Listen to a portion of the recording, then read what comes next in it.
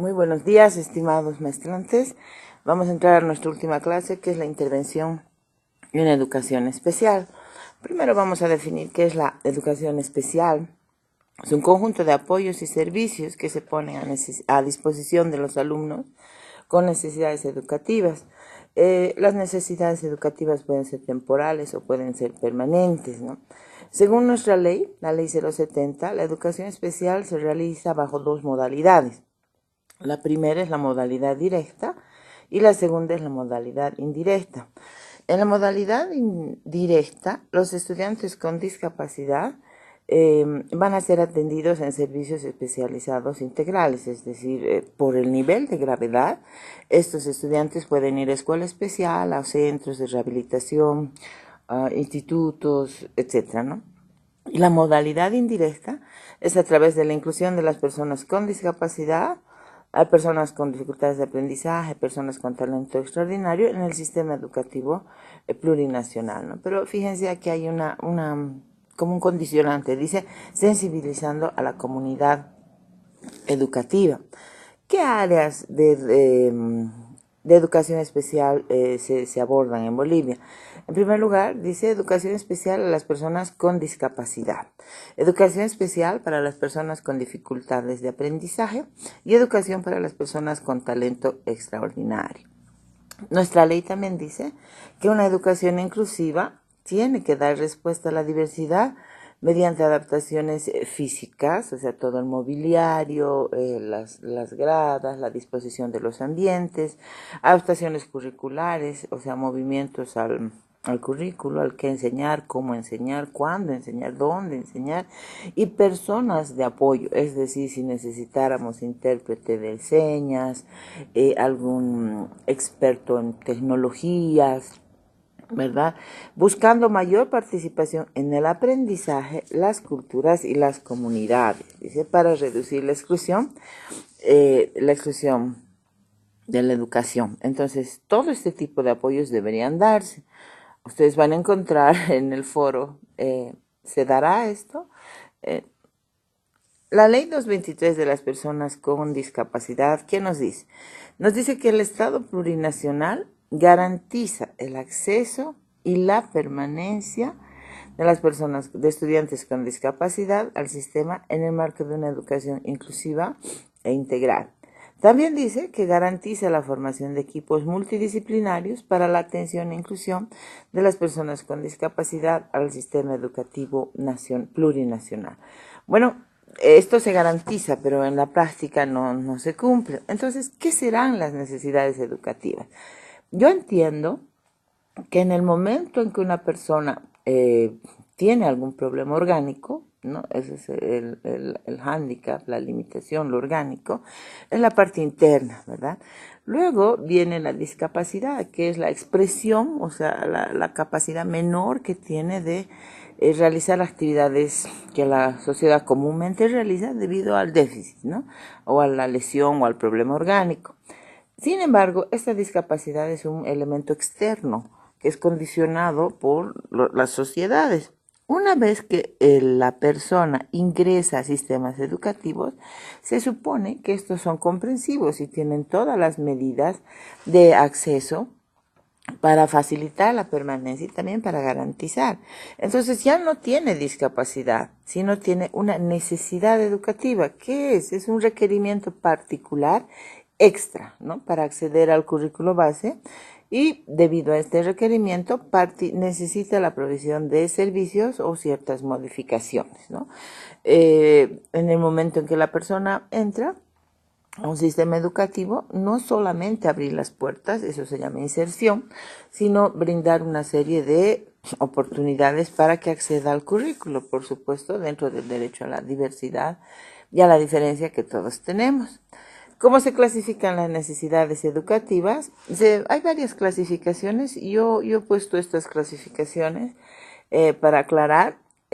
Por el área de atención tenemos discapacidad intelectual, que tiene que ver con lo mental. Tenemos discapacidad sensorial, que tiene que ver con la discapacidad auditiva, la discapacidad visual, discapacidad física, que son las parálisis cerebrales, las secuelas de poliomielitis, secuelas de accidentes, etcétera, que van a afectar la parte física de la persona, y la discapacidad psíquica, que en nuestro país no se atiende, ¿no?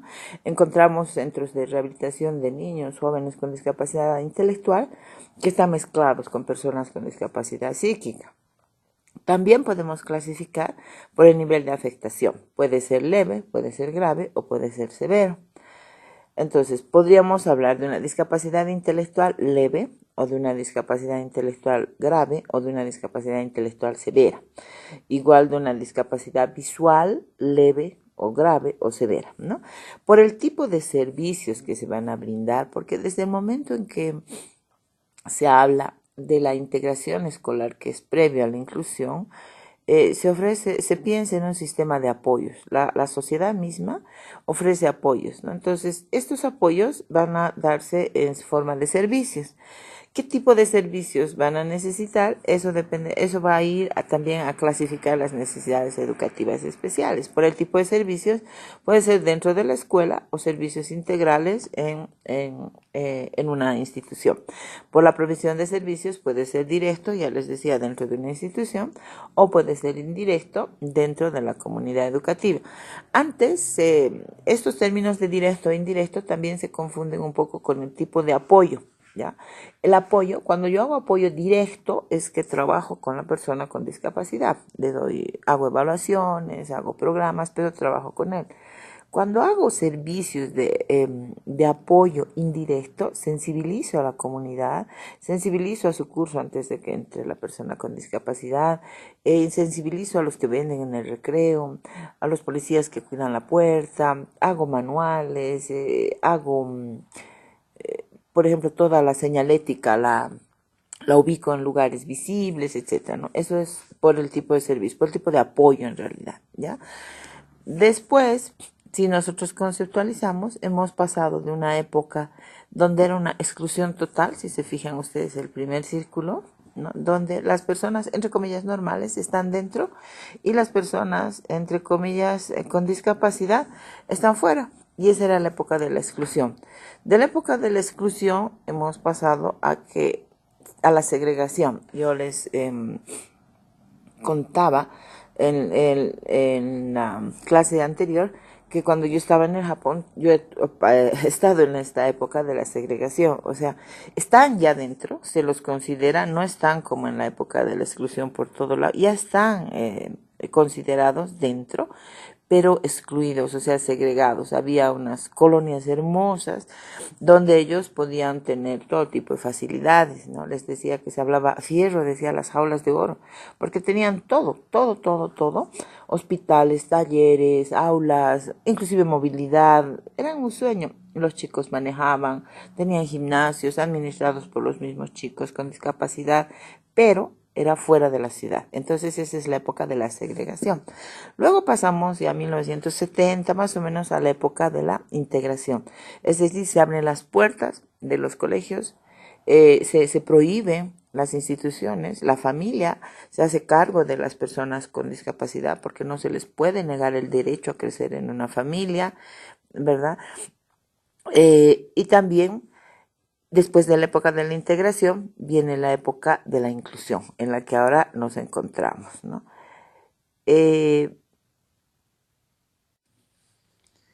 Continuando con nuestra última clase, vamos a repasar, ¿no? Si conceptualizamos, ¿qué será la exclusión? ¿No? La exclusión es cuando la persona está fuera de la sociedad, completamente marginada, excluida, como habíamos visto en la historia y como ustedes han hecho en la línea del tiempo. Ha habido una época de total exclusión, de maltrato, de abuso, ¿verdad?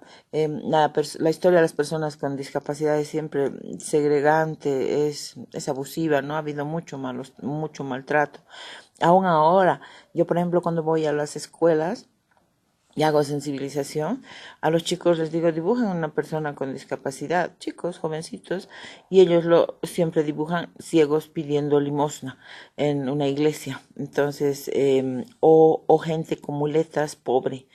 Esa es la representación mental que las personas todavía tienen. Por supuesto que tenemos que cambiar esto y este es un intento de cambiar. Hemos pasado de esa época de exclusión a la época de segregación, donde se los acepta, ya están dentro de la sociedad, pero lejos. Son las colonias, los centros de rehabilitación. Luego se pasa a la época de la integración. Se integran primero. Con la aparición de los derechos, aparece el primer derecho humano, que es el derecho a la vida. Entonces, estas personas con discapacidad pueden vivir en la calidad de vida que la sociedad pueda ofrecerles. Por ejemplo, yo en el Japón me daba mucha pena. Es más, yo decía, no puede ser, ¿por qué viven así? Porque he encontrado discapacidades mentales terribles, discapacidades físicas terribles, pero he llegado a entender que esa sociedad podía salvar niños de 500 gramos por la tecnología que tienen. Entonces tienen derecho a la vida en la mejor condición, ¿verdad? Con la mejor calidad de vida que se les pueda ofrecer. Posteriormente tienen el derecho a crecer en su familia, ¿no? A crecer en familia, y esta familia, por supuesto, va a recibir apoyos de los estados, etcétera, pero no pueden internarlos, se pierden los internados. Y después aparece el derecho a la educación, educarse junto a quienes deseen, y ahí viene la inclusión, ¿no? Dentro de una condición de equidad, no de igualdad, porque igualdad quiere decir que les doy a todos lo mismo, pero por ahí yo necesito un poco más o él necesita un poco menos, es dentro de la equidad, ¿ya? ¿Qué es la educación inclusiva y la diversidad? ¿No? La educación inclusiva en realidad es una postura pedagógica que reconoce la diversidad como valor y como el derecho que todos tienen a educarse juntos al margen de sus diferencias naturales, sociales, étnicas, culturales, físicas, de género o de capacidad. ¿Qué quiere decir esto? Es una forma de hacer educación, ¿no? Que considera la diversidad que existe en el aula, que a todos les debe ofrecer recursos, posibilidades adecuadas a sus particularidades, independientemente de cualquier diferencia. Ahora, aquí viene la pregunta, y en la práctica nosotros vemos que a veces esto no es posible. ¿Será que todas las personas con discapacidad podrán educarse junto a otras personas sin importar sus diferencias naturales? ¿Será posible ejercer el derecho de la diferencia para alcanzar mejor provisión de servicios? O sea, no es posible que una persona sordociega asista a un aula, solo a un aula, si digamos tiene 10 años, asista a quinto de primaria, porque además no puede repetir el año, asista a quinto de primaria sin ningún tipo de provisión de servicios. Imagínense, no oye, no ve, ¿y qué va a hacer en el aula? Entonces, no todas las personas pueden acceder a este tipo de educación inclusiva, ¿verdad? Ahora, si yo ejerzo mi derecho a la diferencia, por supuesto que puedo obtener mejor provisión de servicios. Todo esto es todavía para debatir. En Bolivia estamos en construcción. Es verdad que se ha avanzado muchísimo desde 1994, que se ha avanzado muchísimo en el tema de discapacidad. Antes era un tabú, no se podía hablar. Hoy se muestra a los niños con discapacidad, las personas con discapacidad ocupan puestos, pueden trabajar, pero esto ha cambiado, ¿no? Sin embargo, nos hace todavía falta nos hace falta para hacer efectiva la inclusión, ciertas modificaciones todavía, ¿no? Ahora, ¿dónde deberían empezar? Y ahora sí ya tenemos el marco legal, todo, ¿no? Pero la realidad es que en Bolivia se ha empezado con un folleto que han lanzado en 2002, derechos humanos, y se ha empezado a repartir y promovía y difundía el derecho a la educación. Aisladamente se han ido a inscribir chicos con discapacidad visual, auditiva, con autismo, etcétera. Se han ido a inscribir a diferentes colegios y no había forma de proveer servicios. Entonces se ha creado de emergencia aulas de apoyo a la integración escolar con la técnico Merilus Cornejo, a quien le dedico el libro que ustedes tienen. Y nosotros hemos formado 18 profesores que íbamos por todos los colegios, ¿no? Tratando de hacer efectiva la integración escolar.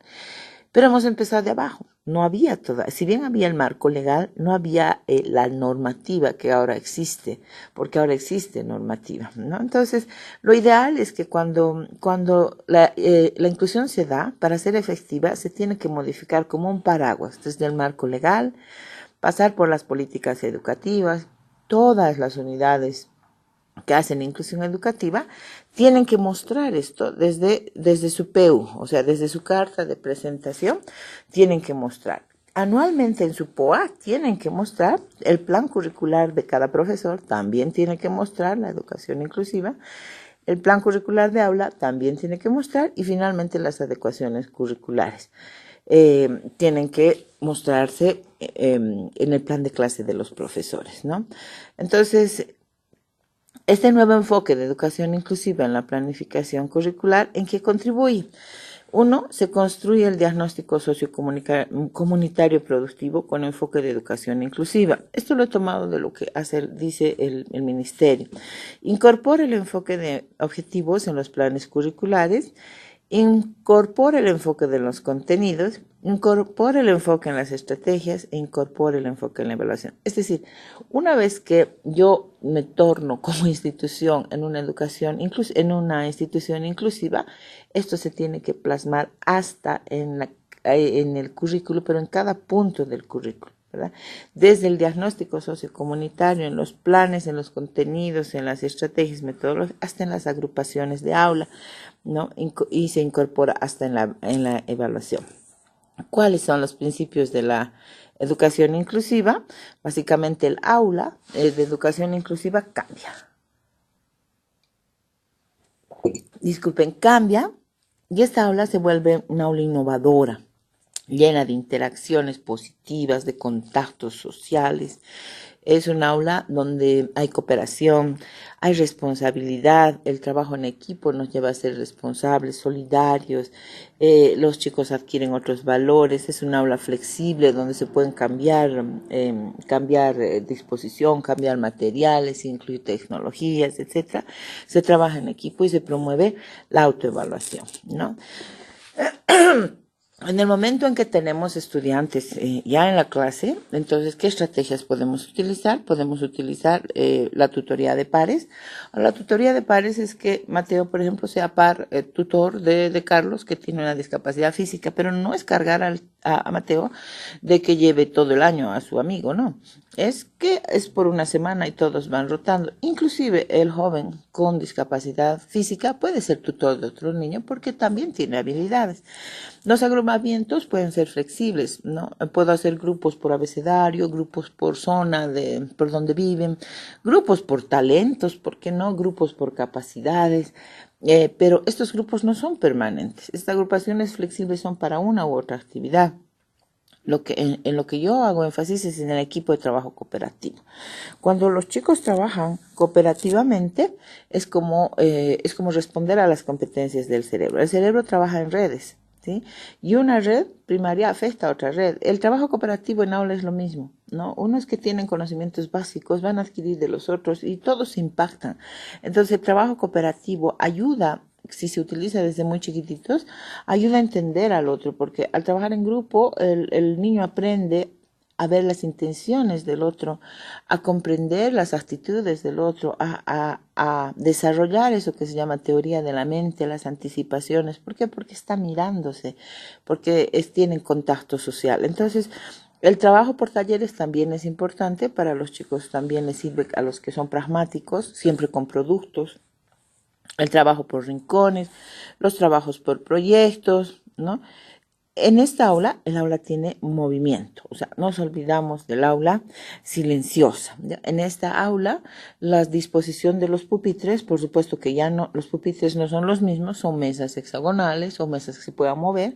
Los chicos están parados, pueden pararse, pueden moverse. O sea, para hablar de aula inclusiva, tenemos que olvidarnos de esta aula silenciosa, ¿verdad? De esta aula donde todos están sentados, yo adelante, depositando saberes en la mente de mis estudiantes. No hay más esa aula. ¿Ya? Nos vemos en el próximo video. Bueno, continuando con la parte 3 de nuestra clase virtual, todo lo que decíamos es posible siempre y cuando, desde mi punto de vista, el profesor sea el promotor de cambio. Todo cambio ocasiona resistencia. En todos los sistemas se ha visto que los cambios ocasionan resistencia. Entonces, si el profesor acepta este cambio, ¿no? Cosa que ya es un hecho, ahora los profesores están muy sensibilizados, es más, hay hasta la carrera de educación especial. la maestría de educación especial, soy docente yo de la Normal de Sucre. Entonces el cambio es posible, ¿no? El rol fundamental de la educación inclusiva es del profesor, ¿no? Ahora, el profesor no va a actuar solo, porque también nosotros pensamos que es responsabilidad del profesor y el profesor tiene que hacer todo solo, no. El profesor tiene que ser parte de un equipo interdisciplinario, no multidisciplinario. Interdisciplinario, donde cada profesional que coadyuva en la calidad de vida de la persona con discapacidad tiene su rol definido. Ninguno es más, ninguno es menos. Todos tienen su rol bien definido.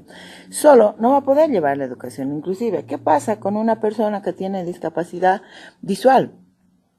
Tiene que coordinar con el profesor, tiene que recibir apoyo del centro donde le enseñan a utilizar el bastón, por ejemplo, ¿no? Para movilidad.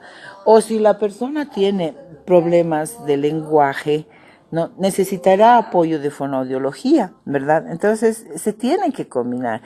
¿Quién le va a dar los diagnósticos, por ejemplo, de niveles de aprendizaje? Competencias reales de matemáticas, competencias reales de lectura, competencias reales de escritura.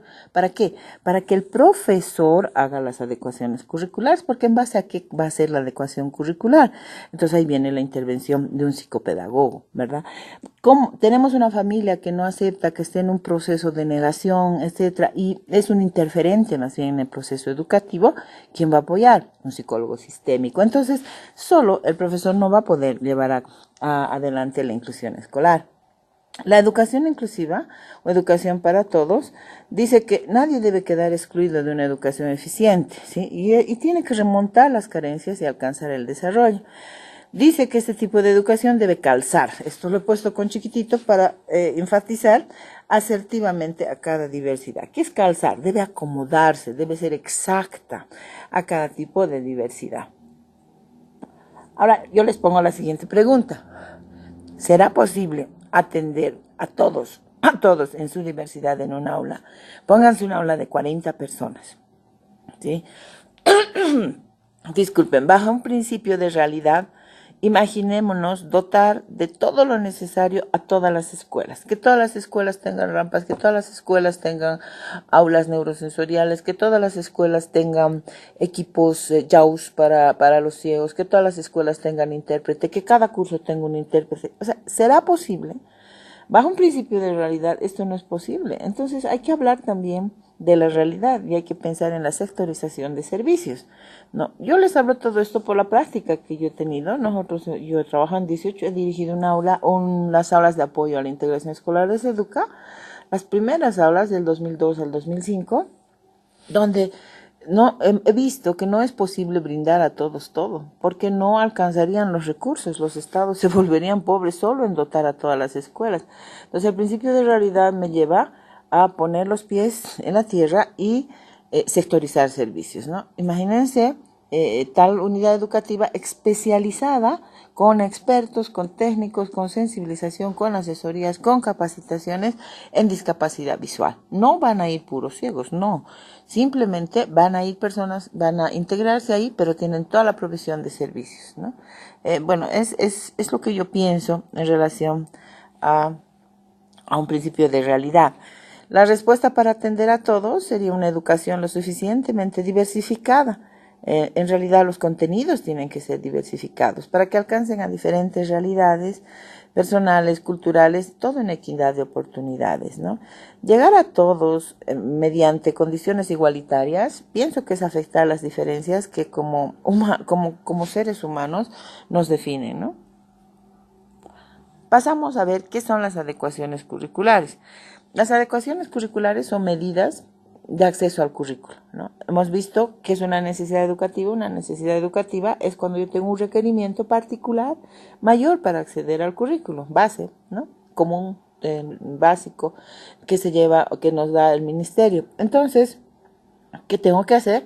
Tengo que hacer ciertas modificaciones al currículo. Según las orientaciones para la planificación curricular con enfoque de educación inclusiva en el sistema educativo plurinacional, esto se llama modalidad indirecta. ¿Qué son las adecuaciones? Entonces pasamos a definir que las adecuaciones son ajustes en la planificación curricular de diferentes elementos del currículo. O sea, puede ser en los objetivos, se puede modificar objetivos, se puede modificar contenidos, se puede modificar metodologías, materiales, organizar los ambientes, se puede modificar las relaciones entre los actores educativos, ¿no? También se pueden adecuar estrategias metodológicas. Ahora, estas adecuaciones se sugiere que sean en cascada, o sea, no voy a ir a modificar directamente o a eliminar directamente la competencia de la materia, no, voy a empezar por las adecuaciones de acceso. Si las adecuaciones de acceso no son suficientes, voy a ir por adecuaciones no significativas, voy a ir evaluando las técnicas, la forma de evaluación, los tiempos que se les asigna, la cantidad de tarea asignada. Y si aún así no funciona, voy a pasar a los objetivos y finalmente a los contenidos, ¿no? Entonces, ¿qué tipos de adecuaciones tenemos? Tenemos adecuaciones de acceso, donde no se toca el currículo.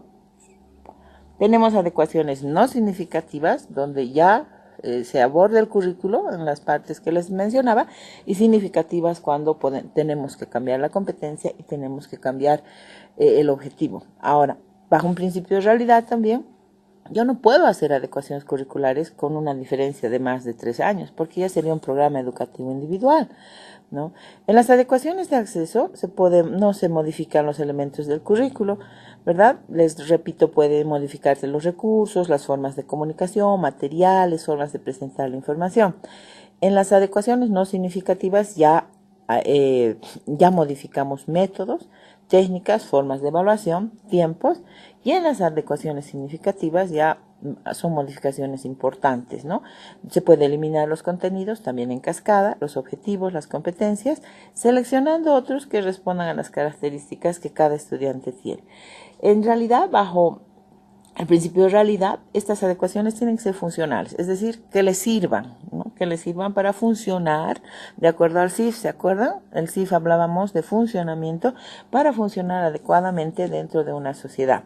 Y se adecúan a las capacidades y habilidades que el alumno tiene. O sea, no hablamos de una educación imposibilitadora. Vemos lo que tiene, de dónde está y de ahí partimos. ¿Cómo se hace las adecuaciones? Primero se identifica el tipo de adecuación que vamos a utilizar. Se determinan los tipos de ayuda necesarios, se solicita la adecuación, actúa el equipo de inclusión, ¿no?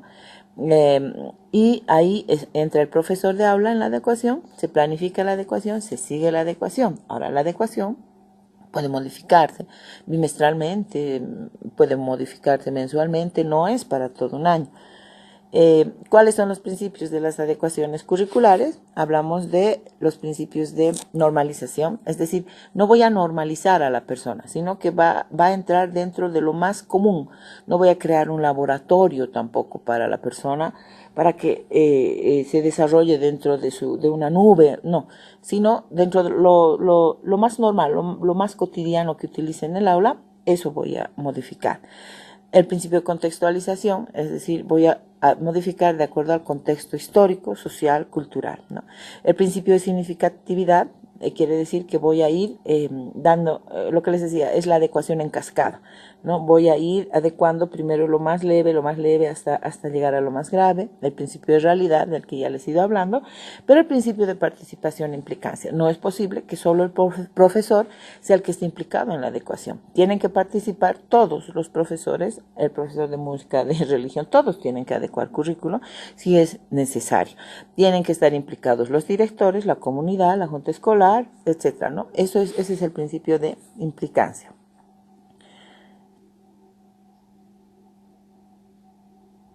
Hemos visto que las TICs facilitan mucho la inclusión. Si antes necesitábamos grandes recursos y la máquina, por ejemplo la JAWS, era una máquina gigantesca del tamaño de una lavadora, para que ustedes tengan idea. Hoy en día las TICs en educación nos permiten tener programas en el celular inteligente. Yo tengo alumnas en la universidad que graban, se les debe permitir usar la grabadora y no ponerse susceptibles. Se debe también, hay programas que me transforman los PDFs a palabras, o palabras que me transforman el texto a Word, pero yo tengo que facilitar los PDFs antes de la clase, digamos, ¿no? Pasamos a la última parte de nuestra clase, al cuarto video, y estamos viendo la educación especial y la tecnología. Ya les decía que las TICs facilitan la inclusión. Las TICs también se puede utilizar, admitir en el aula todo tipo de órtesis, prótesis, etcétera, ¿no?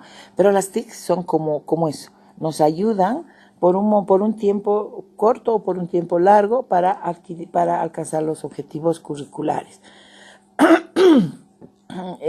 La tecnología nos puede dar muchas oportunidades, es decir, nos puede facilitar el acceso al currículo, podemos hacer, como estamos haciendo ahora, clases virtuales, podemos abrir grupos, hay muchas ventajas que la tecnología nos va ofreciendo, ¿no? El uso de las tecnologías nos va a servir para mejorar, incrementar o mantener las capacidades de los individuos, ¿no? Y esto es una práctica común en las personas con discapacidad. Por ejemplo, en Colombia, todos tienen, las personas con discapacidad, por ejemplo, visual, tienen celulares inteligentes que les leen las teclas, tienen braille en las teclas, hay computadoras con braille, etcétera, ¿no? Todo eso tiene que ser dotado por los estados también. ¿Qué tecnologías existen? Hay tecnologías para el acceso al ordenador, para la estimulación sensorial, para la comunicación aumentativa, para la rehabilitación y habilitación del lenguaje, tecnologías para la enseñanza y el aprendizaje, y hay muchas otras más que están emergentes. Por ejemplo, en una feria que ha habido el año pasado de la universidad, había unos guantes que te ponías y hablabas en señas y la computadora, o sea, el celular inteligente te lo traducía a voz, ¿no? La tecnología educativa es la rama que está promoviendo estos avances y coadyuvando a la labor de educación inclusiva, y tiene que ver con la integración laboral, el ocio creativo, la web social, el control ambiental, la comunicación y básicamente para nosotros la educabilidad. ¿Qué retos tiene la tecnología? Programar diseños informáticos, ¿no? ¿Para qué? Para evitar el riesgo de exclusión, pero considerando la duración y su accesibilidad. Yo no puedo generar recursos cuando la discapacidad se une a la pobreza, y eso es lo que pasa en nuestro país. La discapacidad está unida a la pobreza, entonces no tienen los celulares inteligentes, también tengo que tener en cuenta esto, ¿no? ¿Qué beneficios nos da la tecnología? Podemos reutilizar, ahorrar, podemos lograr equipos colaborativos, equidad, eficiencia. Y si nosotros describimos este texto, la DIS ya no debería existir, sino solamente la capacidad. Todos somos capaces para algo. Eso da lugar a una sociedad que es capacitante, ¿no? O sea, depende del tipo de sociedad que uno tenga para describir el nivel de discapacidad que la persona va a tener. En una sociedad incluyente, en una sociedad comprensiva, que facilita los recursos, la discapacidad no debería existir, ¿verdad? También tenemos que unificar los términos, todos tenemos que utilizar los mismos técnicos. Ya no podemos utilizar palabras, no me gustaría en sus trabajos ver, por ejemplo, como palabras como minusválido, discapacitado, retardado, mongólico, paralítico, tonto, cojo, impedido, mudo, etcétera. Esos términos ya no. Primero se antepone lo que uno es una persona con alguna condición de vida, ¿verdad? Con discapacidad visual, con discapacidad auditiva, con discapacidad mental. Pero primero es una persona, esa es la señalética que tiene que estar en todas las instituciones. Y con esto habríamos terminado nuestra última clase.